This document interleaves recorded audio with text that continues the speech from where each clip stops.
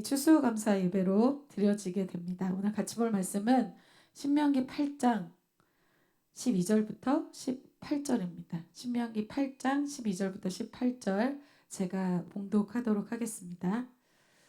내가 먹어서 배부르고 아름다운 집을 짓고 거주하게 되며 또 내 소와 양이 번성하며 내 은금이 증식되며 내 소유가 다 풍부하게 될 때에 내 마음이 교만하여 내 하나님 여호와를 잊어버릴까 염려하노라. 여호와는 너를 애굽 땅 종되었던 집에서 이끌어내시고 너를 인도하여 그 광대하고 위험한 광야 곧 불뱀과 전갈이 있고 물이 없는 간주한 땅을 지나게 하셨으며 또 너를 위하여 단단한 반석에서 물을 내셨으며 내 조상들도 알지 못하던 만나를 광야에서 내게 먹이셨나니 이는 다 너를 낮추시며 너를 시험하사 마침내 내게 복을 주려 하심이었느니라. 그러나 내가 마음에 이르기를 내 능력과 내 손의 힘으로 내가 이 재물을 얻었다 말할 것이라.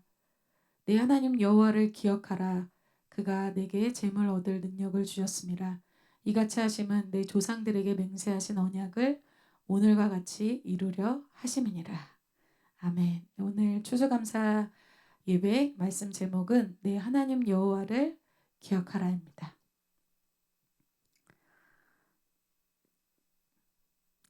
우리 인생의 위기는 대부분 사람들은 나의 인생의 위기는 어떤 큰 어려움과 고난이 있을 때라고 생각하지만 실제 영적인 위기는 오히려 고난과 어려움이 있을 때가 아니라 고난과 어려움이 끝이 났을 때가 영적인 위기입니다.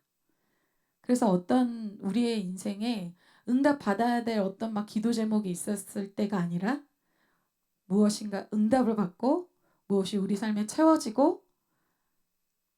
것으로 이제 누릴 수 있을 때 그때가 우리에게는 위기의 시간입니다. 그래서 우리가 캠퍼스 들어가기 전에 고3일 때, 편입 준비할 때 이럴 때는 우리가 마음이 낮아져 있어요. 그때는 오히려 우리의 영적인 이 기간은 오히려 안전합니다. 근데 우리의 위기의 시간은 우리가 캠퍼스가 되고 이제 캠퍼스에 들어가서 세상 사람들을 만나고 세상의 것들을 누릴 수 있는 이 자유가 주어졌을 때 그때 영적인 위기가 시작됩니다.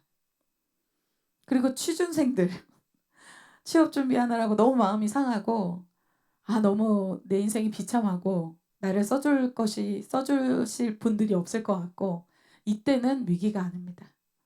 취업을 하고 이제 월급을 받고 이제 내가 누릴 것이 있을 때 이제 내 시간을 보내고 싶고 내 여가 시간을 정말 내 마음껏 누리고 싶을 그때 영적인 위기가 시작된다는 것이죠. 그래서 우리가 무엇인가가 응답받기 전에가 아니라 응답받고 난 후에 무엇인가 없을 때가 아니라 무엇인가 나의 삶에 채워졌을 때 그때 우리의 삶이 두 갈래로 나뉘어지게 됩니다.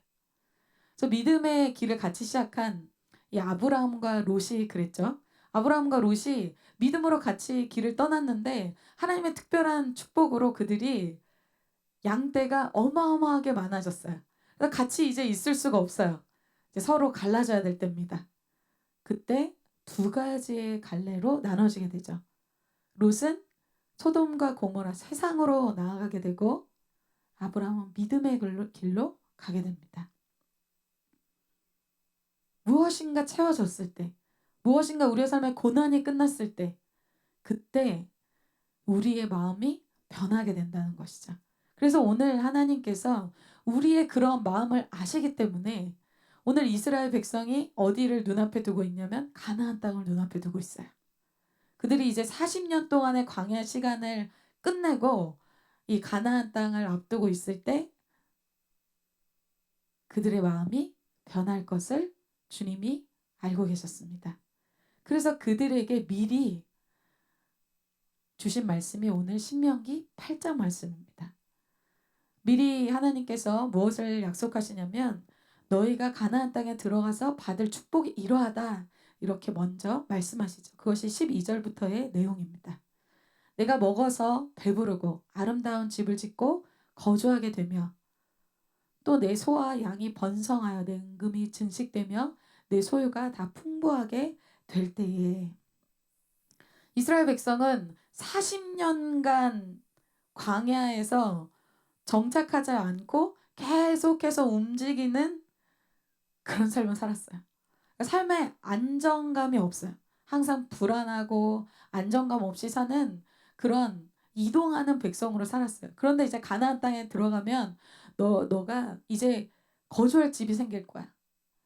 그리고 그들은 만나를 먹었습니다. 이제 만나가 그치고 이제 너가 지내는 그 땅에서 가나안 땅에서 그 토산물을 먹게 될 거야. 소와 양이 풍부해지고 너에게 많은 것들이 채워질 거야. 이렇게 얘기합니다. 우리가 이런 것을 위해서 기도하잖아요. 나의 좀 진로가 나의 좀 미래가 안정적이면 좋겠다. 그 안정된 삶을 위해서 여러분들이 기도하잖아요. 캠퍼스만 되면 주님 정말 취업만 되게 해주시면 그때를 바라보면서 사람들이 기도를 합니다.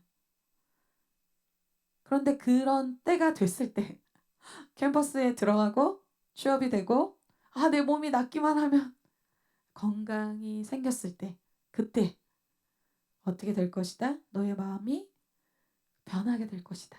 이렇게 영적 위기를 말씀하시죠. 그것이 14절에 하신 말씀입니다. 내 마음이 교만하여 내 하나님 여호와를 잊어버릴까 염려하노라. 내가 너를 축복해줬을 때 너에게 많은 문제들이 해결되고 너의 삶이 캠퍼스에서 또 취업해서 너의 삶 가운데 많은 문제들이 해결됐을 때 그때 너의 마음이 바뀔 것이다. 네 마음이 교만해질 것이다. 참 하나님은 우리 죄인의 마음을 참 잘 알고 있어요. 광야에서 고생했을 때와는 마음이 달라질 거라는 것을 주님이 아셨던 거죠. 그래서 여러분 어때요? 학교 들어가기 전과 후가 어떻습니까? 여러분 어때요? 취업하기 전과 후가 어떻습니까? 여러분 어때요? 건강을 잃어버렸을 때와 건강 되찾았을 때가 어떻습니까? 저를 보니까 남 얘기가 아니라 많이 다르더라고요. 제가 굉장히 아팠을 때가 있었거든요. 그래서 이렇게 앉아서 예배 드리는 게 힘들 때가 있었어요. 그래서 하나님 제가 그렇게 앉아서 예배 드리는 게 축복인지 몰랐어요. 한 번만 딱 한 번만 앉아서 예배 드릴 수 있게 도와주세요. 그래서 앉아서 예배를 드리는데 펑펑 눈물이 나는 거예요. 이렇게 앉아서 찬양할 수 있고 앉아서 이렇게 예배 드릴 수 있는 거 너무 기쁜 거구나. 너무 행복한 거구나. 근데 제가 잊어버렸더라고요. 어떻게 그렇게 사람이 새까맣게 잊어버리지? 이게 저의 모습이더라고요. 근데 너희가 가나안 땅에 들어가면 이렇게 변할 거야. 주님이 그렇게 말씀하시는 것입니다. 교만한다는 것이 교만의 결과가 오늘 14절에 어떻게 된다고 해요? 교만하여서 너의 하나님을 잊어버릴까 내가 염려한다.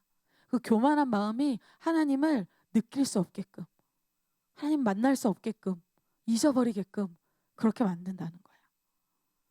여러분 성경에서는 교만하다는 것을 교만한 눈 그리고 이 높아진 눈 그리고 이 높아진 산과 같은 마음 높이 있다 이렇게 할 때 그것을 교만이라고 표현합니다.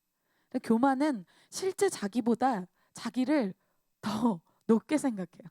원래 그런 사람이 아닌데 자기가 그런 사람이라고 생각하는 거야. 나중에 나오겠지만 원래 나는 그런 사람이 아닌데 착각하고 있다는 거죠.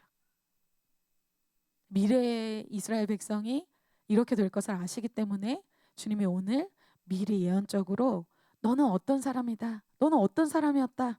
이것을 기억하게 하시고 그리고 나는 너에게 어떤 하나님이었다. 이것을 오늘 말씀해 주십니다. 이 말씀을 통해서 오늘 추수감사 예배죠. 여러분들에게 여러분이 어떤 사람이었는지 저도 제가 이 말씀 준비하면서 너무 많이 울었어요. 사실은 말씀을 이렇게 사실 많이 읽어보고 해야 되는데 계속 읽다가 울고 읽다가 울고 그래서 또 오늘도 울 수도 있을 것 같아요. 말을 못 잇겠더라고요. 내가 이런 사람이었지. 그리고 하나님이 나에게 이런 분이었지, 이걸 깨닫게 되는 그런 은혜가 여러분에게 임하셔서 여러분의 하나님을 되찾으시기를 축복합니다. 오늘 하나님이 나는 너에게 어떤 하나님이다, 이것을 딱 세 가지로 얘기하고 있어요. 첫 번째는 애굽 땅 종되었던 우리를 사랑하신 하나님이십니다. 애굽의 종을 사랑한 하나님이십니다. 하나님이 가나안 땅을 앞두고 이스라엘 백성에게 내가 너를 처음 찾아갔을 때 너의 모습이 어땠는지를 내가 얘기해 줄게. 그래서 말씀해 주고 계십니다. 14절에 여호와는 너를 애굽 땅 종되었던 집에서 이끌어 내시고, 이렇게 말씀하고 있어요. 여러분, 계속 하나님이 이상하게 우리 대학부에 이 말씀을 계속해서 주십니다. 그렇죠? 오늘만 말씀하신 것이 아니라 몇 번 반복해서 이 말씀을 주셨어요. 너가 어떤 사람이었다? 애굽 땅에 종되었던 노예였던 사람이었다 이야기합니다. 여러분, 세상이 집중하고 세상이 친해지고 싶어하고 세상이 주목하는 사람들은 누구예요? 잘 나가고 뭔가 특별한 은사가 있고 뭔가 가까이 있을 때 내게 유익이 되고 이 사람과 같이 있으면 뭔가 나도 레벨업이 된 것 같아. 그런 사람에게 사람들은 집중하죠. 그 사람을 주목하죠. 그 사람과 함께하고 싶어 합니다. 그런데 주님이 오늘 집중한 사람이 누굽니까? 애굽 땅의 노예, 종에게 주님이 집중하십니다. 여러분, 이 애굽의 바로는 이 세상 신 사단의 이 세력을 상징하죠. 그래서 애굽 바로 밑에서 사단이 하는 대로 사단의 종이 되어서 그렇게 살아가는 죄의 종된 삶을 얘기합니다. 그래서 이 죄의 종이 됐을 때 우리의 삶은 무기력해서 학교를 다닐 수가 없고 식탐을 끊을 수가 없고 누구를 용서할 수도 없고 미디어를 끊을 수가 없고 음란과 쾌락을 끊을 수가 없는 죄에 속한 우리의 삶을 이야기해주고 있어요.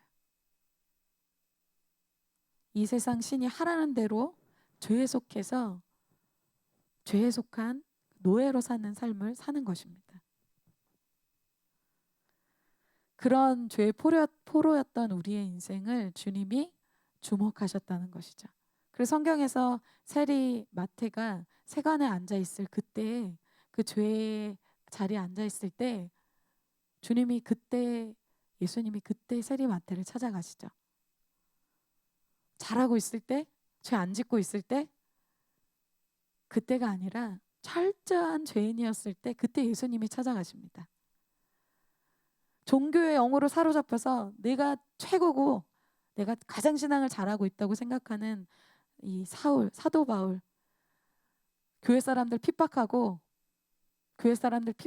가는 그 순간에 회개하고 죄 다 끊고 그 순간이 아니라 내가 또 나의 모습을 모르고 죄를 짓고 있을 때 다른 사람 판단하고 정죄하고 그렇게 하고 있을 때 그때 주님이 다메섹에서 찾아오셔서 그때 예수님이 사울아 사울아 왜 네가 나를 핍박하느냐, 죄를 한참 짓고 있는 그때 예수님이 찾아오십니다. 우리가 죄를 짓지 않을 때가 아니라 완벽하게 죄인일 때 그때 주님이 우리에게 찾아와 주신 분이라고 오늘 이스라엘 백성에게 그들의 원래 모습을 이야기해 주십니다. 여러분, 이것을 우리는 은혜라고 합니다. 그것을 받을 수 없는 그 거지에게 왕이 주는 큰 선물과 같은 것을 은혜라고 하죠. 아무도 관심 가져주지 않는 이 죄의 노예인 이 이스라엘 사람들에게 하나님이 그들을 주목하신 거예요. 하나님의 그들의 기도를 들으신 거예요. 하나님, 저는 저의 인생이 바뀌고 싶어요. 정말 그 방법은 모르겠는데 새롭게 되고 싶어요. 그것을 주님이 들으신 것이죠. 이들의 이 목소리, 이들의 이런 작은 소리 누가 귀 기울이기는 하겠습니까? 누가 이들의 인생에 주목하겠습니까? 근데 하나님이 그들의 기도와 그들의 음성에 주목하셨다는 거예요. 이 은혜가 없었다면 어떻게 됐을까요? 결국은 죄의 종이 되어서 죄로 그들을 지옥으로 결국은 끌어내서 그들을 지옥불에서 영원한 불에 타게 만드는 그러한 지옥 심판을 경험할 수밖에 없었던 인생이 이들의 인생이었습니다. 저도 생각하면 제가 23살 때 예수님을 만나서 회개 체험을 하고 새롭게 됐는데 그렇게 살지 않았다면은 정말 저는 바로 직진 코스로 지옥행이었을 것 같습니다. 교회 안에 있었지만 모태신앙이었지만 예수님을 만난 경험이 없었어요. 그래서 여러분, 예수님을 만난 사람은 우리가 다가가야 될 사람이 누굽니까?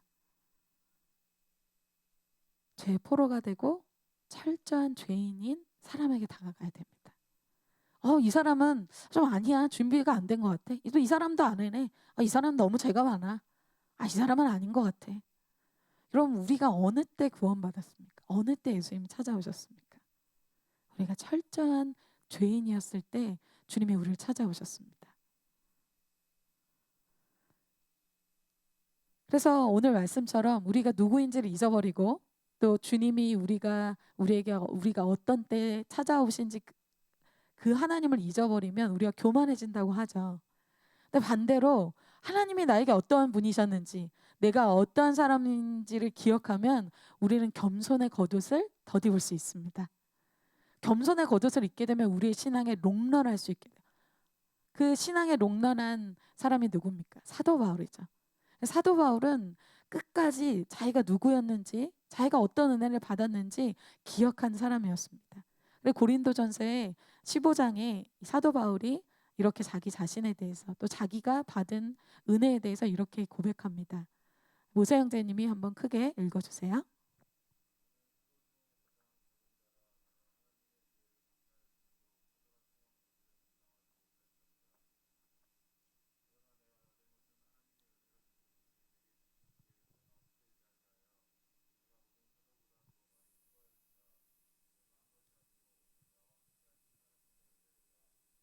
아멘. 사도 바울은 자기가 사도지만 참 자기가 이것을 주장할 것이 없는 게 자기가 교회를 정말 박해한 사람이었다는 것을 기억하고 있었습니다. 그래서 내가 다른 사도들보다 많이 수고했지만 이것 또한 하나님의 특별한 은혜가 아니었으면 자기가 이 자리에 없을 사람이라는 것을 그가 고백하는 것이죠. 내가 이 자리에 있는 것은 그 다메섹 도상에서 만나 주신 그 특별한 하나님의 은혜 때문에 있다는 것을 사도 바울이 기억했습니다. 그래서 우리 은혜는 우리 편에서는 값 없이 선물로 받지만 하나님의 편에서는 엄청난 값비싼 대가가 요구됩니다. 이것을 우리의 생명과 예수 그리스도를 교환하기 때문이죠. 하나님이 우리에게 이 은혜를 주시기 위한 대가는 우리는 값없이 받지만 그렇다고 해서 값싼 은혜는 아닙니다. 이 은혜는 굉장히 값비싼 은혜입니다. 왜? 예수 그리스도의 생명과 우리가 맞바꾼 교환하는 형식이었기 때문이에요. 예수님이 굳이 이 땅에 내려오지 않으셔도 되는 예수님께서 굳이 이 땅에 내려오셔서 길을 걸으셨습니다. 굳이 이 땅에 내려오셔서 핍박받지 않으셔도 되고 굳이 이 땅에 내려오셔서 가난하게 살지 않으셔도 되고 굳이 이 땅에 내려오셔서 십자가를 지시지 않아도 된다는 것이죠. 말씀 구절 없어도 될 것 같아요. 네. 그런데 예수님께서 우리를 위해서 친히 그것을 선택하셨습니다. 아무도 우주의 먼지와 같은 이런 죄의 종된 삶을 위해서 누구 하나 희생하고 싶어 하지 않을 텐데 그 우주의 왕이 되시고 하나님 나라의 왕자가 되시는 그 예수님께서 직접 이 땅 위에 갑집을 하러 내려오신 것입니다. 이것을 묵상하는데 정말 이 우주의 먼지 같은 이 지구에 특별히 작은 나라 대한민국에 또 이 용인 이 시골 같은 언남동에 죄송합니다. 저 같은 먼지 같은 인생에 나를 주님이 관심 있어 한다는 것이 참 놀라운 것 같아요. 왜 이렇게 애굽의 종되었던 그런 이스라엘을 주님이 사랑하실까? 왜 특별히 그들에게 주목하실까? 그것에 대해서 신명기 7장에 주님이 이렇게 대답하십니다. 여호와께서 너희를 기뻐하시고 너희를 택하심은 너희가 다른 민족보다 수요가 많기 때문이 아니니라. 너희는 오히려 모든 민족 중에 가장 적으니라. 여호와께서 다만 너희를 사랑하심으로 말미암아 또는 너희의 조상들에게 하신 맹세를 지키려 하심으로 말미암아 자기의 권능의 손으로 너희를 인도하여 내시되 너희를 그 종되었던 집에서 애굽 왕 바로의 손에서 속량하셨으니 이렇게 말씀하십니다. 다만 너희를 사랑하시기 때문에 내가 너희를 그 애굽에서 구출해냈다 이렇게 말씀하십니다. 그럼 우리가 뭐라고 주님이 우리를 기억해 주실까요? 우리를 사랑해 주실까요? 여러분, 여러분의 예수님은 어떤 분이십니까? 한번 여러분 묵상해 보세요. 기억해 보시기 바랍니다. 주님은 애굽의 종되었던 우리를 사랑해 주신 하나님이십니다. 두 번째로 주님은 어떤 하나님이신지를 말씀하고 있냐면 광야에서 우리를 보호하신 하나님이 되십니다. 하나님은 죄에서 자유케 하시고 애굽에서 그들을 구출해 내셨을 뿐만 아니라 그들을 양육해 주신 분이십니다. 그래서 15절에 이렇게 말씀하고 있습니다. 너를 인도하여 그 광대하고 위험한 광야 곧 불뱀과 정갈이 있고 물이 없는 간조한 땅을 지나게 하셨으며 또 너를 위하여 단단한 반석에서 물을 내셨으며 그들이 애굽에서 나와서 경험해야 하는 그곳이 바로 광야입니다. 광야는 여기서 표현한 대로 위험해요. 뭐 때문에 위험하냐면 불뱀과 전갈이 있어요. 정말 독이 있는 이 동물을 얘기하죠. 불뱀과 전갈 둘 다 이 독이 있습니다. 물론 이것은 정말 실제로 우리의 육신에 이런 몸에 해악을 끼칠 수 있는 상대지만 성경에서는 또한 영적으로 우리의 대적들, 악한 세력에 대해서 뱀과 전갈이라는 표현을 씁니다. 그래서 누가복음에서는 너희에게 권세를 주는데 뱀과 전갈을 밟는 권세를 준다 이렇게 말씀하고 있거든요. 그래서 우리가 주님의 예수 그리스도의 은혜와 회개를 경험했더라도 그것으로 딱 끝나는 것이 아니라 어때요, 여러분? 신앙할 때 영적인 공격이 있습니다. 방해가 있어요. 그래서 오늘 아침이 다르고 저녁이 다르고 아침에는 천국 갔었는데 저녁에는 얼굴이 시꺼매져서 오늘은 괜찮은데 내일 보니까 또 얼굴에 먹구름이 많고 지난 학기는 좀 어두웠는데 이번 학기는 좀 괜찮네. 어떤 것 때문에 그렇습니까? 사단, 우리를 택한 자라도 미혹하고 넘어뜨리려고 하는 이런 영적인 대적이 있기 때문에 우리의 삶에 특별한 보호가 필요해요. 그런데 그 광야에서 주님이 그들을 보호하셨다는 것입니다. 그래서 우리가 실제로 이런 악한 세력의 공격을 받으면 아까 우리 수 박사님 잘 간증해 주셨는데 육신의 공격을 받기도 하고 또 여러분의 생각 속으로 공격을 받기도 하죠. 여러분 지금 막 생각 속에 영적 전투가 일어나고 있죠. 영적 전쟁의 현장이 바로 여러분의 생각과 또 여러분의 실제 육신입니다. 그래서 선택받은 제자들 중에서 이 수제자인 베드로도 이런 영적 전쟁이 있었습니다. 무리를 걸었던 이 제자, 정말 믿음의 고백을 한 놀라운 제자, 이 베드로도 사단이 밀가부르듯 해서 예수님이 얘기하시죠. 사단이 너를 밀가부르듯 했는데 너를 청구했는데 어떻게 했다? 예수님이 너의 믿음이 떨어지지 않도록 내가 너를 위해서 기도했다. 여러분 주님의 보호하심, 주님의 중보기도가 아니면 이 자리에 앉아 있을 수 있는 사람 아무도 없습니다.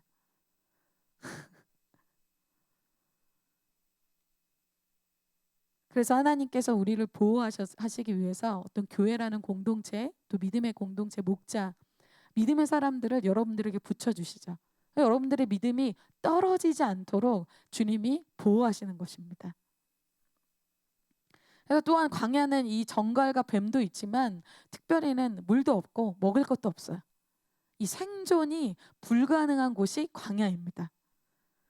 그래서 16절에 이렇게 말씀하고 있죠. 내 조상들도 알지 못하던 만나를 광야에서 내게 먹이셨다 이렇게 말씀하고 있어요. 여러분 그전 이 이스라엘 백성의 조상들은 만나라는 걸 먹어본 적이 없어요. 근데 이제 광야에 나온 백성들이 이런 만나라는 뜻이 이게 뭐야? 라는 뜻이에요. 이게 뭐지? 이 만나라는 이름 자체가 그런 뜻이에요. 처음 보는 거예요. 먹을 게 없으니까 하늘에서 뭔가를 내려주시는데 꿀 섞은 과자 같은 것들, 동그란 것이 이렇게 다 들어가 있는데, 나와 있는데 보니까 그게 이름이 우리가 볼 땐 이제 만나, 이게 뭐야? 라는 걸 주님이 초자연적으로 주셨다는 거예요. 먹을 게 생길 수 없는데 먹을 것을 주시는 거예요. 여러분, 이런 먹을 것이 채워지는 경험을 해보신 적 있으세요? 여러분, 뭐 내 지금 냉장고에 나는 문만 열면 쫙 과일, 채소, 고기 다 있어요. 그런 사람은 모를 수도 있어요.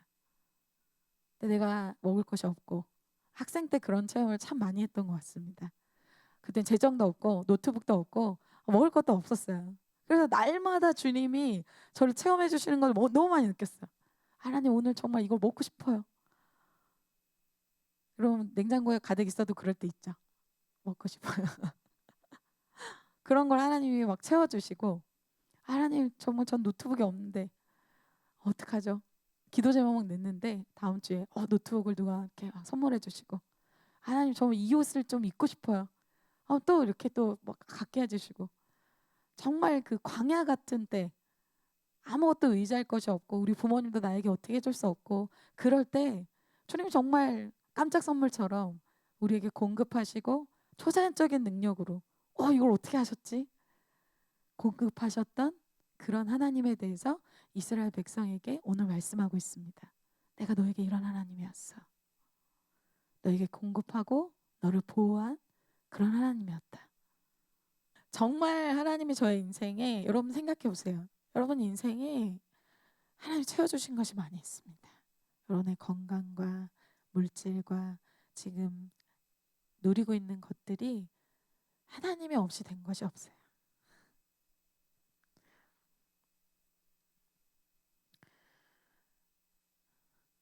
그럼 우리가 그 은혜를 유지하기 위해서 그럼 다시 가난해져야 될까요? 지금 냉장고 있는 거 다 빼. 우리가 그런 받은 은혜를 유지하기 위해서는 그 받은 것만큼 주님께 드리는 삶이 될 때 우리가 그 은혜를 유지할 수가 있습니다. 그래서 주님이 출애굽을 한 백성들에게 주님이 회막을 지을 때 이 회막 짓는 것을 백성들에게 이 필요한 것들을 백성들을 통해서 채워라 모세에게 명령하십니다. 근데 여러분 생각해 보세요. 하나님께서 이스라엘 백성 어떤 능력으로 출애굽시키신 분입니까? 10가지 재앙으로 아쿠아리움을 만드셔서 이 홍해를 가르쳐서 그들을 마른 땅을 걷는 것처럼 걷게 하시고, 그들에게 엄청난 능력을 보이셨기 때문에 이 열방들이 다 그 하나님 때문에 두려워 떠는 놀라운 능력의 하나님이 이 회막 하나 못 만드시겠습니까? 이스라엘의 헌신이 필요하시겠습니까? 이스라엘에 갖고 있는 은금이 필요하시겠습니까? 다 필요 없어요. 우리의 헌신, 우리의 노력, 우리가 갖고 있는 헌금 다 필요 없습니다. 그런데 하나님이 이스라엘에게 그것을 명령하라 그러세요. 왜? 받은 은혜를 유지하고 하나님의 이 회막을 짓는 그 일에 상급을 쌓게 하기 위해서 그들에게 기회를 주시죠. 모세에게 그것을 명령하실 때 기준이 있습니다. 그런데 이것을 자원하고 기뻐하는 자에게만 받아라 그렇게 말씀하세요. 왜? 하나님 없어서 받는 게 아니거든요. 그래서 출애굽기 35장 21절 22절 다 같이 한번 읽어볼까요? 이렇게 명령하셨습니다. 시작. 마음이 감동된 모든 자와 자원하는 모든 자가 와서 회막을 짓기 위하여 그 속에서 쓸 모든 것을 위하여 거룩한 옷을 위하여 예물을 가져다가 여호와께 드렸으니 곧 마음에 원하는 남녀가 와서 팔찌와 귀걸이와 가락지와 목걸이와 여러 가지 금품을 가져다가 사람마다 여호와께 금 예물을 드렸으며. 아멘. 마음이 감동된 자, 자원하는 자, 마음이 원하는 남녀, 마음이 되는 사람에게 받으라는 거예요. 근데 여러분 생각해 볼까요? 애굽에서 종이었던 이 사람들이 도대체 이 금품이 어디서 났는가? 좀 이해가 안 가잖아요. 이스라엘 백성이 애굽에서 나오는 그 마지막 날 모세를 통해서 주님이 명령하십니다. 너희가 나올 때 애굽 사람한테 은금 패물을 달라고 해. 요구해. 그러면 그들이 줄 것이다. 주님이 그 전에 10가지 재앙으로 하나님이 놀라운 하나님인 걸 보여줬어요. 그래서 애굽 사람들이 모세와 백성들을, 이스라엘 백성을 보는데 와, 두려워요. 이 놀라운 하나님의 이 이스라엘 백성이 두려운 거예요. 달라고 하니까 다 줘요. 그래서 사실은 이들이 갖고 있는 것은 하나님이 그들에게 주셨기 때문에 하나님의 노력으로 그들이 얻게 된 것이죠. 사실 자기가 노력해서 얻은 것이 아니에요. 하나님이 주셨기 때문에 그들에게 그것이 생긴 것입니다. 내가 노력해서 번 돈인데요. 여러분, 여러분의 건강이 여러분의 것입니까? 여러분, 우리의 건강, 우리의 지금 심장이 막 뛰고 있는 것들, 우리의 힘으로 어떻게 할 수 없습니다. 이 모든 것들이 사실 하나님의 축복이에요. 그래서 이스라엘 백성이 이것을 막 가지고 왔는데 너무 많이 갖고 와서 넘쳐났어요. 그래서 이제 그만 갖고 와라. 이스라엘 백성이 자원하는 사람들이 막 넘쳐났다는 거죠. 그래서 우리가 갖고 이렇게 드릴 수 있는 것은, 우리가 갖고 있는 것이 은혜라는 개념을 갖고 있는 사람만 하나님께 드릴 수 있습니다. 그러니까 다윗이 왕이 됐을 때 자기가 왕이 될 사람이 아니라는 걸 알았어요. 그래서 이것이 은혜라는 걸 알았습니다. 그래서 다윗이 왕이 되자마자 자기가 하고 싶은 일이 있어요. 하나님, 제가 주님 성전을 짓고 싶어요. 하나님께 뭔가 드리고 싶은 거예요. 다윗은 정말 자기를 보호하시고 먹이시고 채우신 하나님을 너무나 많이 경험했습니다. 목동일 때 그가 아무도 집에서 자기를 알아주지 않고 완전히 왕따인 인생, 아웃사이더인 인생, 그런 다윗 2세의 인정도 받지 못하고 광야에서 혼자 양치는 그 다윗이 양을 칠 때 곰과 사자의 그 위험에서 주님이 그를 보호하셨죠. 그래서 사울이 그 다윗을 죽이려고 할 때 생명싸개로 하나님이 그를 보호하셨습니다. 다윗이 그 자리에 왕으로 있게 되기까지 하나님의 놀라운 보호하심과 공급이 그에게 있었기 때문에 그가 왕이 됐다는 것을 그가 알았어요. 그가 그것을 기억했습니다. 그래서 다윗이 왕이 됐을 때 주님 앞에 가서 이런 고백을 하죠. 역대상 17장 16절입니다. 다윗 왕이 여호와 앞에 들어가 앉아서 이르되 여호와 하나님이여 나는 누구이오며 내 짐은 무엇이게 나에게 이에 이르게 하셨나이까. 다윗은 자기의 지금 모습이 은혜로 되었다는 것을 기억했어요. 특별한 하나님의 보호하심 때문에 이렇게 됐다는 것을 기억하고 있어요. 저는 제가 이렇게 예수님 품으로 다시 돌아오기 전에 엄청나게 큰 교통사고를 당한 적이 있어요. 그래서 이런 보호하심 이렇게 생각하면 그때가 기억이 나요. 도로에서 큰 사고가 나서 저희 집 그 차 바퀴가 4개가 다 찢어지고 다 펑크가 나고 그리고 멈췄어요. 여러분, 바퀴 4개가 찢어져서 펑크 나기 굉장히 힘듭니다. 그래서 막 응급차가 아니라 견인차가 오고 그 견인차를 타고 이제 다른 데 이렇게 가는데 옮기는데 그 전주에 일가족이 거기서 다 원래 다 죽었다는 거예요. 그 자리에서 저희 가족은 다 살았어요. 근데 제가 그때는 방황하고 있을 때였어요. 예수님 인격적으로 못 만났을 때였어요.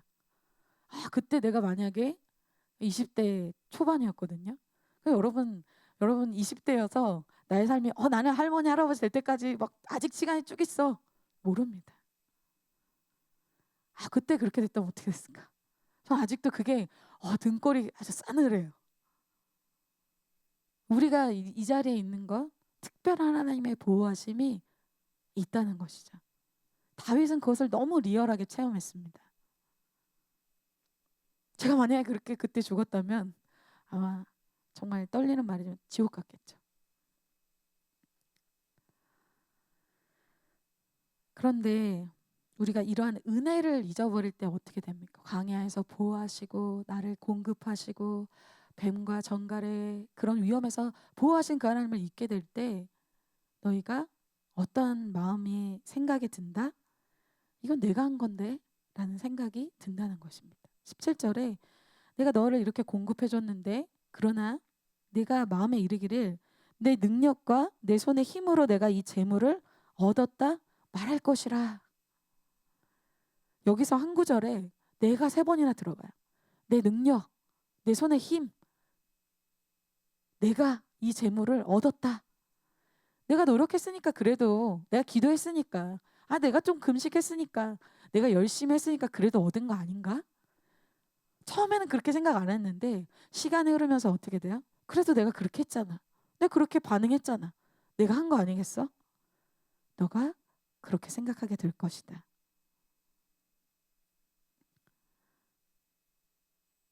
그래서 우리는 캠퍼스에 들어왔고, 우리는 그래서 취업이 되었고, 우리는 그렇게 우리가 노력해서 이 자리에 있게 됐지. 그렇게 생각한다는 거예요. 여러분, 우리는 위기의 때 이런 기도를 하죠. 주님, 몸만 낫게 해주시면, 자, 주님께 정말 죽도록 충성하겠습니다. 제가 이것을 기도했었거든요. 취업만 되게 해주시면, 주님 정말 캠퍼스에만 들어가게 해주시면 제가 이렇게 하겠습니다. 이런 약속을 합니다. 위기의 때에 그런 약속을 해요. 야곱이 그랬습니다. 야곱이 위기의 때마다 그런 기도를 했어요. 하나님이 위기에서 건지시고 보호하시고 채워주시니까 이제 어떻게 합니까? 야곱이 이제 세겜에서 하나님께 약속했던 베델을 잊어버리고 세겜에서 누리기 시작합니다. 하나님과 교제는 끊어지고 단절되고 육신 누리고. 그때 어떻게 해야 합니까? 18절에 내 하나님 여호와를 기억하라. 그가 내게 재물 얻을 능력을 주셨습니다.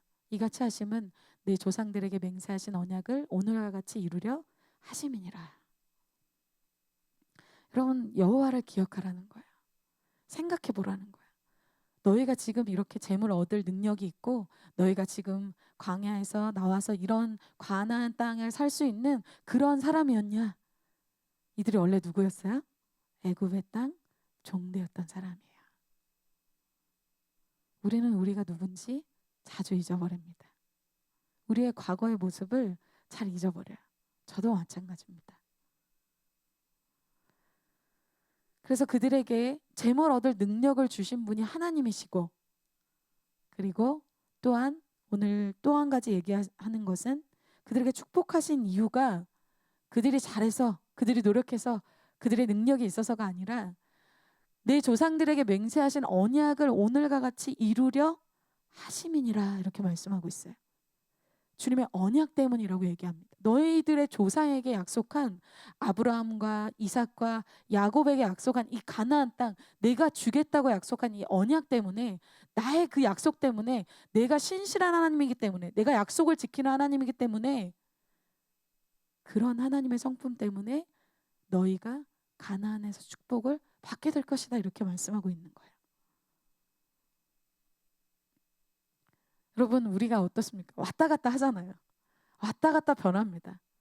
이렇게 은혜 받고 뭔가 이루어졌을 땐 주님께 막 내 인생 드리겠습니다. 뼈로 묻겠습니다. 대학부에 제가 헌신하겠습니다.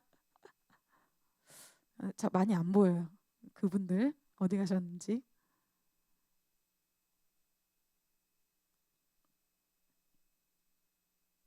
우리는 좀 뭔가 잘 되면 영혼 전도도 잘 되고 그러면 하나님 할렐루야 하다가 좀 내가 그래도 했지. 또 막 교만해지고, 또 좀 못하면 낙심하고, 그래 나 못해. 그리고 주님이 어르고 달래고 보호하시고 공급하시고 인도하셔서 이제 어떻게 보면 이 자리에 있게 된 이 이스라엘 백성은 하나님의 특별한 보호와 공급이 아니었으면 이 자리에 없었습니다. 그것을 기억하라 라고 말씀하고 있는 것입니다. 그래서 이스라엘 백성이 이렇게 되는 것은 그들의 신실함이나 그들의 노력 때문이 아니다. 그리고 가나안 땅에 들어가서 내가 미리 들어가서 이 아낙 자손 큰 자손들을 내가 미리 너희보다 먼저 가서 다 없앨 텐데 그것도 너희의 노력 때문이 아니다. 신명기 9장에 다시 그것을 얘기합니다. 내가 가서 그 땅을 차지함은 내 공의로 말미암음도 아니며 내 마음이 정직함으로 말미암음도 아니고 이 민족이 악함으로 말미암아 내 하나님 여호와께서 그들을 내 앞에서 쫓아내심이라. 여호와께서 이같이 하심은 내 조상 아브라함과 이삭과 야곱에게 하신 맹세를 이루려 하심이니라. 네가 리더여서, 네가 노력해서, 네가 헌신해서, 네가 기도해서, 네가 금식해서 너의 공의, 너의 정의 그것 때문 아니야. 착각하지 마라.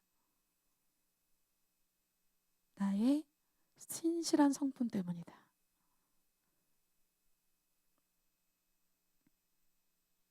우리는 이 자리에 저도 있지만 우리는 자주 목이 곧은 백성입니다. 주님이 어떤 말씀 주시면 아닌 것 같은데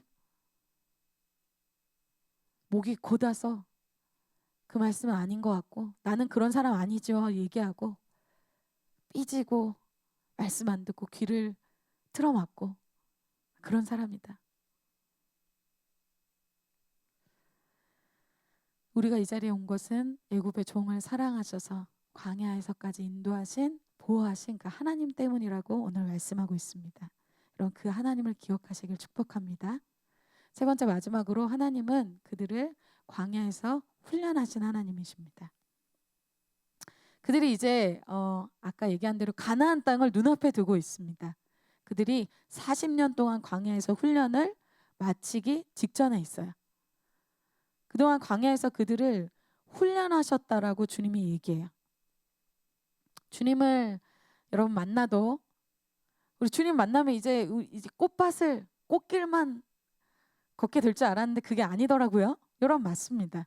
예수님을 만나고 우리가 죄사함을 체험해도 회개를 체험해도 우리의 삶의 그 넥스트는 광야입니다.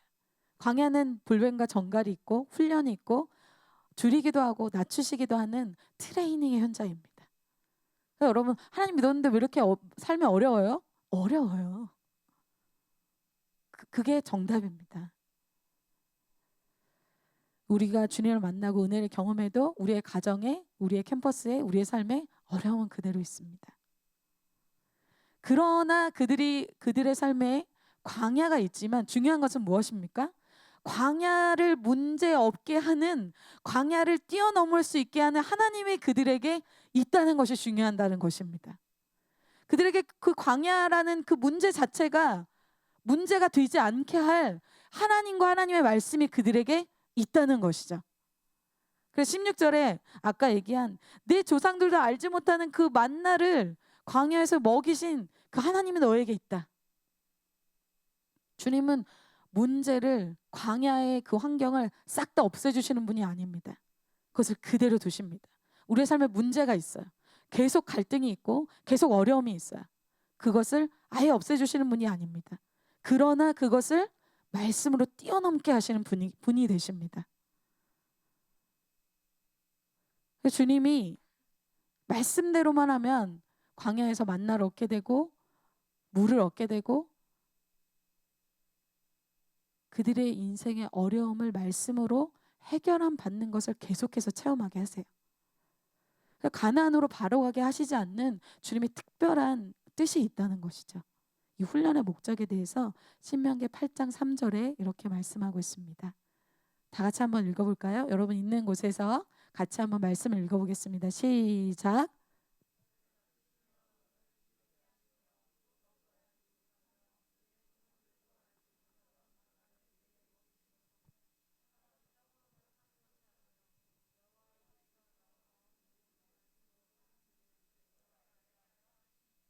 아멘. 이들에게 이러한 광야의 환경이 문제가 되지 않는 것, 그들에게 이것을 뛰어넘게 하는 하나님의 입에서, 여호와의 입에서 나오는 말씀이 있기 때문에 그것이 문제가 되지 않는 것입니다. 그래서 우리가 무엇이 없기 때문에 지금 나의 인생에 이런 어려움이 있어요. 이런 문제가 있어요. 이런 환경적인 어려움, 나를 아무도 도와줄 수 없는 이러한 재정의 어려움, 건강의 어려움, 여러 가지 어려움이 있어요. 그 어려움 때문에 문제가 되는 사람이 있는 반면에 이스라엘 백성은 어떻다? 이 광야에서 물 없는 어려움, 먹을 것이 없는 어려움, 이 뱀과 정갈의 어려움, 이것을 뛰어넘게 하는 이들에게 무엇이 있다? 말씀이 있습니다. 우리의 인생에 그래서 문제는 무엇이 문제예요? 광야가 문제가 아니라 우리의 인생에 광야를 뛰어넘게 하는 말씀이 없는 것이 우리의 인생에 문제가 된다는 거예요. 하나님 저에게 이런 문제가 있어요. 이런 어려움이 있어요. 여러분 하나님은 이스라엘 백성에게 가나안 땅을 바로 허락하신 것이 아닙니다. 광야를 허락하셨다는 거예요. 광야인 것이 문제인 것이 아니라 광야에서 하나님이 주시는 여호와의 입에서 주시는 말씀이 없는 것이 우리에게 문제가 된다는 것입니다. 그래서 이렇게 말씀을 들어도 교제 시간에 계속 다른 얘기만 하죠. 요즘 최근 뉴스가 어떻고 내 삶이 어떻고. 하나님이 주시는 말씀을 핵심을 주시는데, 해결점을 주시는데 주변 변두리만 얘기하는 거예요. 그러니까 어떻습니까? 그 인생 문제가 해결이 안 되는 거예요. 하나님이 눈앞에 말씀을 내 앞에 생명을 주시고 그 인생에 돌파를 주실 간증과 말씀과 수많은 것들을 일주일에 몇 번씩 주십니까? 아까 간증에도 나왔죠. 하나님이 주시는 그 말씀을 한마디만 영으로 들으면 우리 안에 있는 해결되지 않는 우리의 생각들, 우리의 많은 문제들, 이것이 다 해결은 받습니다. 여러분 믿으십니까? 문제는 뭐예요? 우리의 환경이, 우리의 재정이, 우리의 상처가 우리에게 있는 악한 영의 문제가 아니라는 거예요. 그것을 뛰어넘게 하고 그것을 돌파하게 하는, 하나님이 주시는 말씀을 듣지 못하는, 그것을 들어도 불순종하는, 그것이 문제가 된다는 것입니다. 그래서 하나님이 이 광야에서 가나안 들어가기 전에 이것을 훈련하신다는 거예요. 여러분, 이스라엘 백성은 최악의 환경에 있어요. 먹을 거 없죠. 입을 거 없죠. 도와줄 사람 없죠. 사면 초가예요. 집도 없어요. 지금 광야 속에 40년을 보냈다는 거예요. 1, 2년만 버티면 되는 게 아니에요. 40년을 그렇게 보내야 된다는 거예요. 여러분 그렇게 할 수 있겠어요? 내 인생에 답이 없네. 이렇게 답이 없는 순간이 어디 있겠습니까? 광야는 나띵이에요. 아무것도 없어요. 재정도 없고 아무 공급도 없는 것이에요. 그곳에서 하나님이 말씀을 주신다는 것입니다. 그래서 주님이 16절에 내가 너에게 이 조상들을 알지 못하는 만나도 먹였다. 초자연적으로 이는 다 너를 낮추시며 너를 시험하사 마침내 파이널, 어떻게 이 훈련의 목적, 하나님 이렇게 나를 이렇게 고생시키시는 거야. 그래, 막 훈련 고생스러운 거지. 여러분, 하나님은 고생시키기 위해서 광야에 있다고 말씀하신 적 한 번도 없어요. 훈련의 목적은 마침내 내게 복을 주려 하심이었느니라. 여기서 시험은 트레이닝, 훈련입니다. 사단이 주는 건 템테이션, 이 유혹이에요. 하나님이 주시는 것은 훈련입니다. 이들을 왜 광야에서 훈련하시는가? 이 훈련을 마침과 동시에 이들에게 축복, 복을 주시기 위해서라는 거예요. 이 훈련이 그들에게 복이 되는 그 이유는 뭡니까? 이들에게 습득된 이 광야에서의 삶, 이들은 광야에서 무엇을 배웠어요? 하나님의 말씀대로 하면 된다. 하나님의 말씀이 나를 살린다. 하나님의 말씀이면 내 인생의 한계, 내 인생의 질병, 내 인생에 해결될 수 없는 문제가 다 해결된다. 이것을 이스라엘 백성이 40년 동안 반복해서 하나님이 가르쳐 주신 거예요. 먹을 거 없어? 내가 하늘에서 만나라는 거 줄게. 만나라는 걸 본 적이 없어. 물 없어? 반석에서 물이 나온다? 그럼 반석에서 왜 물이 나옵니까? 강에서 물이 나와야지. 내가 물을 줄게. 신명기에서는 너의 의복이 헤어지지 않는다. 여러분 40년 동안 어떤 의복이 헤어지지 않겠어요? 아직 여러분 그 나이가 안 되셔서. 여러분 아기 때부터 입었던 옷 지금 갖고 계신 분 있어요? 20년만 돼도 다 버리잖아요. 40년 동안 그 의복이 헤어지지 않았다는 거. 기적이죠. 그리고 그들의 발이 부르트질 않았대요. 계속 움직여야 되고 이동해야 되는데 그들의 체력도, 그들의 건강도 그들이 보호하신 거예요. 하나님이 아무것도 없는 나띵인 이스라엘 백성에게 먹을 거, 입을 거, 재정, 이 건강 모든 것을 어떻다? 이 광야에 아무것도 없는데 다 공급해 주신 거예요. 밤에는 불기둥, 춥지 않게. 낮엔 너무 뜨거우니까 구름기둥. 자외선 차단, 선크림 필요 없어. 하나님의 그들에게 완벽하게 보호하셨다는 거예요. 그걸 왜 가르쳐 주세요? 왜 훈련하세요? 하나님 왜 이렇게 나를 훈련하시지? 너가 한계점이라고 생각하는 거, 너가 도저히 이건 불가능하다고 생각하는 거, 이거 나에게 아무것도 아니야. 그걸 경험한 광야 세대, 그것을 믿고 체험한 광야 세대가 가나안 땅에 들어가서 엄청난 적을 보는데 이거는 불가능한데 그 말이 안 나오는 거예요. 왜? 광야에서 불가능한 상황을 가능하게 하신 하나님을 이미 경험했어요. 이미 만났어요. 가나안 족속을 보는데 그들은 우리의 밥이야. 아무것도 아니야. 광야에서 아무것도 없을 때 하나님이 우리를 먹이시고 입히시고 40년을 하셨다. 그런 하나님은 이건 아무것도 아니야. 그것이 갈렙과 여호수아의 믿음이었어요. 그런데 적이 없는 광야에서 어떻게 보면 캠퍼스는 그런 곳이에요.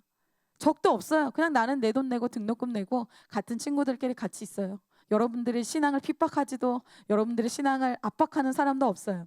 여러분들 이제 직장 다니고 세상에 나가고 어떤 영역에 나가면 압박하기 시작하죠. 가난한 적들이, 세상의 큰 적들이 여러분들을 지금 기다리고 있어요. 왜 신앙을 그렇게 하냐? 너만 교회 다니냐? 너 너무 오버하면서 사는 것 같다. 직장 생활 잘해야지. 그렇게 주일 성수하면서 살면 너 망한다. 어마어마한 적들이 기다리고 있어요. 근데 지금 여러분들 앞에는 적이 없어요. 그런 적이 없는 광야에서도 믿음으로 살지 못한다면 여러분 적이 있는 가나안에서는 와르르 무너지는 거예요. 지금 여러분의 인생에 지금 말씀하신 하나님을 경험하지 못하는데 적이 없는 이 광야에서도 그것을 경험하지 못하고 도전하지 못하고 믿지 못하는데 여러분이 사회에 나가서 가나안 족속이 있는 그곳에서 살아남을 수 있다? 살아남을 수 없습니다. 그것은 착각이고 속는 신앙을 하는 것입니다. 지금 캠퍼스에서 불평하고 말씀 없이 살고 불순종하면서 사는 그런 삶을 살면서 사회에 나가서 내가 믿음을 지킬 수 있다? 여러분 거짓말입니다. 그렇게 되지 않습니다. 그래서 광야에서 믿음으로 도전하지 못하고 불평하고 원망하던 사람들은 다 광야 40년 동안 다 광야에서 죽었습니다. 가나안 넥스트는 가지 못해요. 왜? 어차피 가서도 죽습니다. 도전을 못해요.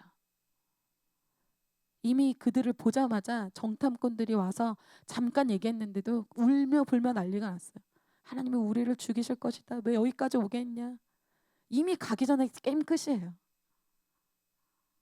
지금 여러분 취업하기 전에 벌써부터 믿음 없고 벌써부터 믿음에 도전 못하고 내 인생 주님께 못 드리겠고 헌신 못하겠고 취업하면 끝입니다.